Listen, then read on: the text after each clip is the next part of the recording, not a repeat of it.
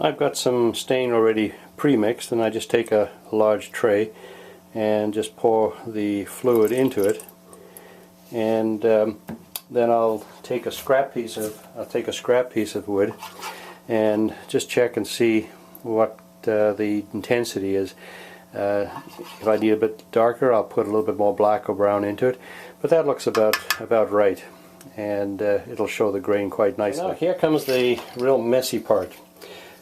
Gently lay the strip wood into the stain mix. You have to be very careful that you get a lot of any stain on your hands, because the stain will be very hard to get off, number one, and it can penetrate the skin and create some difficulties. Just move them around until you get them all stained, and then using a pair of tweezers, I usually just take out the pieces one at a time and lay them onto some newsprint, and they can dry off there. So just one at a time, just lay them there and let them drain. I will then take some paper towel and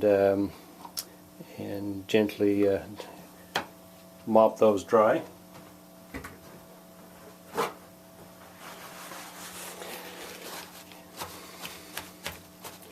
And so on. So just do the whole thing the same way, all of them.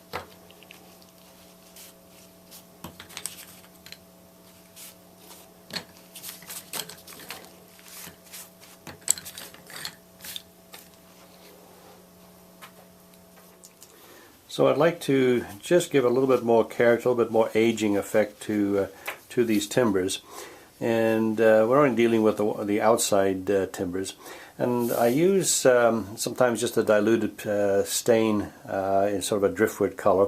This one is Dr. Ben's Scale Consortium. It's an aged driftwood stain.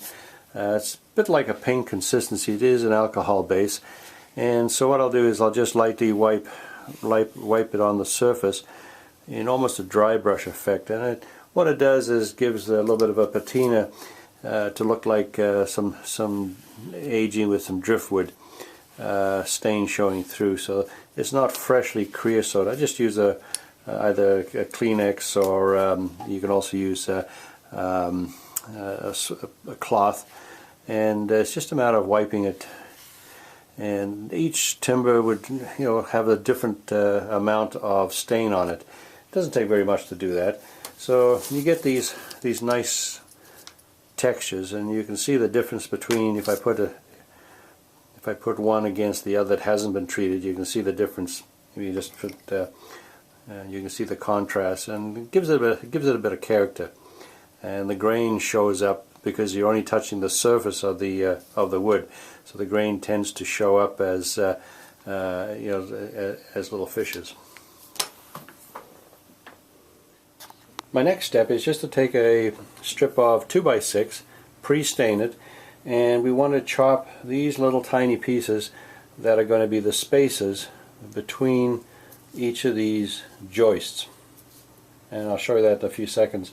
So just set we just set the gauge here, the thickness of the timber, because we want them just to go across here.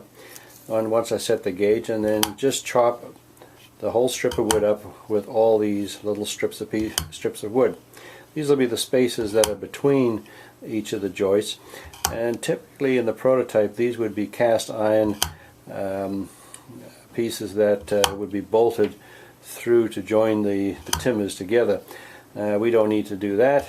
All we're looking for here is a spacer. So I'm just using a piece of strip wood that would give me a uniform space between each of the beams, and just continue cutting them all up. Use up the strip wood. If we need more, we can always cut more, and I'll show you that in a few seconds. So now what I want to do is put these little strips on the timbers, and we'll start with the center one, and want to keep this very simple. So what I've done is I've just marked out the length of one of these beams, which is 16 feet, and I've taken and just put a mark on this line 4 feet from each end, and we'll just put a straight weight, in this case just a chunk of metal, and the end of the beam is there. So all I'm going to do now is just lay that against that, and then take each one of these little spaces and just place it on that line so it's approximately in that location on each side. You don't have to be that accurate with this. It's going to be close enough.